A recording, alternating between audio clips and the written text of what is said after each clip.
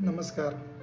एका प्राण्याच्या चाव्याने जीव जाऊ पण शकतो, पण वेळेवर घेतलेली एक लस तो जीव वाचू पण शकतो. रॅबीज हा आजार पूर्णपणे टाळता येऊ शकतो, पण वेळेवर उपचार सुरू करणे तेवढंच महत्त्वाचं आहे.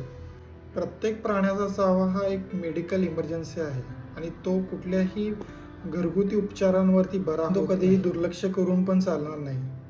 त्यामध्ये 3 कॅटेगरीज असतात: कॅटेगरी 1, कॅटेगरी 2 आणि कॅटेगरी 3. कॅटेगरी 1 मध्ये प्राण्याला हात लावणे, प्राण्याला खाऊ घालणे किंवा न कापलेल्या त्वचेवरती प्राण्याचा स्पर्श होणे, माहिती खात्रीशीर असेल तर त्याला लस घेण्याची कोणतीही गरज नाही.